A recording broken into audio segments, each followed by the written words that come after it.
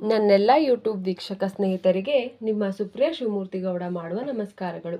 ಎಲ್ಲರೂ ಹೇಗಿದ್ದೀರಿ? ಚೆನ್ನಾಗಿದ್ದೀರಾ ಅಂತ ಭಾವಿಸ್ತಾ ರಾಮಾಯಣದ 157ನೇ ಭಾಗವನ್ನು ನಾನೀಗ ಪ್ರಾರಂಭಿಸ್ತಾ ಇದ್ದೀನಿ ಸ್ನೇಹಿತರೆ. ಇತ್ತ ತನ್ನ ಪುಷ್ಪಕ ವಿಮಾನವನ್ನು ಏರಿದ ರಾವಣನು ಭೂಮಿಯ ಎಲ್ಲೆಡೆ ಅಲೆದಾಡುವುದನ್ನು ಮುಂದುವರೆಸಿದನು. ಒಂದು ದಿನ ಉಶಿರ ಬೀಜ ಎಂಬ ಸ್ಥಳಕ್ಕೆ ಬಂದ ಅವನು ಬೃಹಸ್ಪತಿಯ ಸಹೋದರನಾದಂತಹ ಬ್ರಹ್ಮರ್ಷಿ ಸಂವರ್ತನರ ಮಾರ್ಗದರ್ಶನದಲ್ಲಿ ಯಜ್ಞಾಚರಣೆಯನ್ನು ಮಾಡುತ್ತಿದ್ದ ರಾಜ ಮಾರುತನನ್ನು ಕಂಡನು. ಆ ಯಜ್ಞ ಸ್ಥಳದಲ್ಲಿ ನೆಲೆದಿದ್ದಂತಹ ಎಲ್ಲ ದೇವತೆಗಳು ರಾವಣನ ಭಯದಿಂದಾಗಿ ಪ್ರಾಣಿಗಳಾಗಿ ವೇಷ ಮರೆಸಿಕೊಂಡರು. ಇಂದ್ರದೇವನು ನವಿಲಿನ ಹಾಗೆ, ಕುಬೇರನು ಓತಿ ಖ್ಯಾತದ ರೂಪವನ್ನು ಮತ್ತು ಯಮಧರ್ಮರಾಜನು ಕಾಗೆಯ ರೂಪವನ್ನು ಮತ್ತು ವರುಣನು ಹಂಸದ ರೂಪವನ್ನು ತಾಳಿದರು. ಆ ಯಜ್ಞ ಸ್ಥಳವನ್ನು ಒಂದು ಅಪವಿತ್ರವಾದ ಶ್ವಾನದಂತೆ ಪ್ರವೇಶಿಸಿದಂತಹ ರಾವಣನು ರಾಜ ಮಾರುತನ ಬಳಿ ನೇರವಾಗಿ ಹೋಗಿ ನನ್ನೊಡನೆ ಯುದ್ಧ ಮಾಡು, ಇಲ್ಲದಿದ್ದರೆ ನನಗೆ ಶರಣಾಗಬೇಕು ಎಂದನು. ಇತ್ತ ಮಾರುತನು, ನೀನು ಯಾರು? ನನ್ನಿಂದ ನಿನಗೇನಾಗಬೇಕಾಗಿದೆ ಎಂದನು.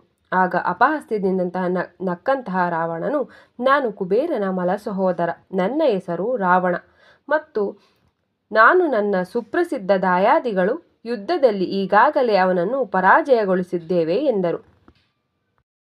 ಓಹೋ, ನಿನ್ನ ಅಣ್ಣನನ್ನು ಜಯಿಸಿರುವ ನೀನು ನಿಜವಾಗಿಯೂ ಗುಣವಂತನೇ.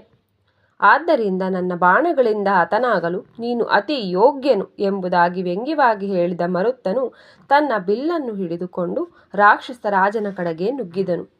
ತಮ್ಮ ಶಿಷ್ಯನ ದಾರಿಯನ್ನು ತಡೆದ ಸಂವರ್ತನರು, ಶಿವನಿಗಾಗಿ ನಡೆಸಲಾಗುತ್ತಿರುವಂತಹ ಈ ಯಜ್ಞವು ಇನ್ನೂ ಸಂಪೂರ್ಣಗೊಂಡಿಲ್ಲವಾದ್ದರಿಂದ ನನ್ನ ಪ್ರಿಯರಾಜನೇ, ಈ ಭವ್ಯವಾದ ಯಜ್ಞವು ಭಂಗಗೊಂಡರೆ ಅದು ನಿನ್ನ ಸಂಪೂರ್ಣ ಕುಲದ ನಾಶಕ್ಕೆ ಕಾರಣವಾಗುತ್ತದೆ. ಆದ್ದರಿಂದ ರಾವಣನನ್ನು ಜಯಿಸುವುದು ಬಹಳ ಕಠಿಣ.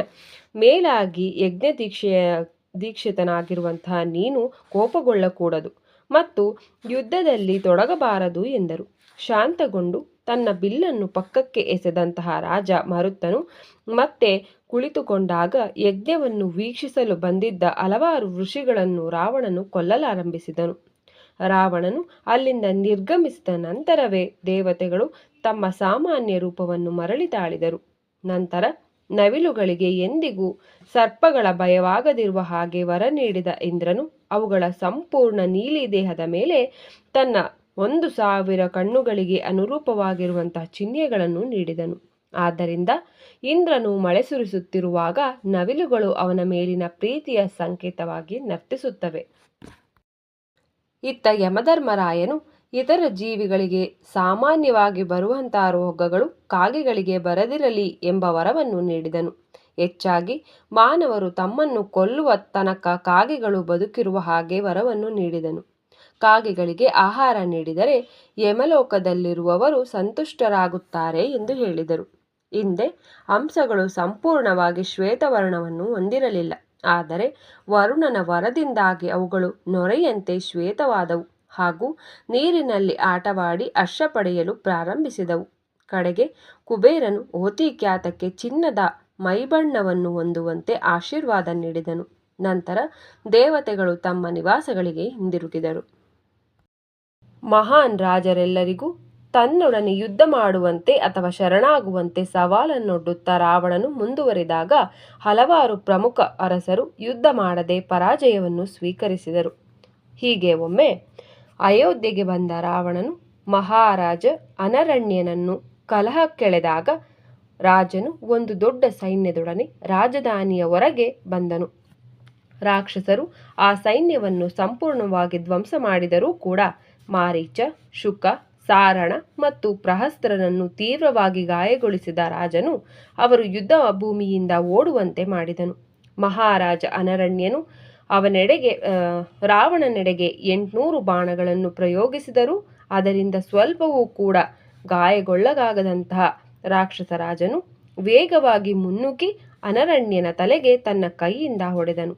ಆಗ ಅನರಣ್ಯನು ಮಾರಕವಾಗಿ ಗಾಯಗೊಂಡು ನೆಲಕ್ಕುರುಳಿದನು. ಸಾಯುತ್ತ ನೆಲದ ಮೇಲೆ ಬಿದ್ದಿದ್ದಂತಹ ಮಹಾರಾಜನು, ಭವಿಷ್ಯದಲ್ಲಿ ನನ್ನ ವಂಶಜನಾದಂತಹ ರಾಮ ಎಂಬುವವನು ನಿನ್ನ ನಾಶಕ್ಕೆ ಕಾರಣವಾಗುವನು ಎಂದು ರಾವಣನಿಗೆ ಶಪಿಸಿದನು. ರಾಜನು ಈ ಪ್ರಮಾಣವನ್ನು ಉಚ್ಚರಿಸಿದಂತೆ ಸ್ವರ್ಗದಿಂದ ಪುಷ್ಪವೃಷ್ಟಿಯಾಯಿತು ಮತ್ತು ದೇವತೆಗಳು ಸ್ವರ್ಗೀಯ ಬೇರಿಗಳನ್ನು ಬಾರಿಸಿದರು. ರಾಜ ಅನರಣ್ಯನು ತನ್ನ ದೇಹವನ್ನು ತ್ಯಜಿಸಿದ ಬಳಿಕ ರಾವಣನು ಅಲ್ಲಿಂದ ಹೊರಟನು. ಆನಂತರ ಒಂದು ದಿನ ಆಕಾಶದಲ್ಲಿ ಪಯಣಿಸುತ್ತಿದ್ದ ರಾವಣನು ಮಹರ್ಷಿಗಳಾದ ನಾರದರನ್ನು ಭೇಟಿ ಮಾಡಿದನು. ರಾವಣನು ಬಹಳ ನಯವಿನಯದಿಂದ ಅವರಿಗೆ ನಮಸ್ಕರಿಸಿದಾಗ ರಾಕ್ಷಸ ರಾಜನ ಕಾರ್ಯಗಳನ್ನು ಹೊಗಳಿದ ನಾರದರು, ಓಹೋ ರಾಜನೇ, ಮಹಾದೇವತೆಗಳನ್ನೂ ಕೂಡ ಪರಾಜಯಗೊಳಿಸುವಷ್ಟು ಶಕ್ತಿಶಾಲಿಯಾಗಿರುವ ನೀನು ಮಾನವರನ್ನು ನಾಶ ಮಾಡಲು ಏಕೆ ಪ್ರಯತ್ನಿಸುತ್ತಿರುವೆ?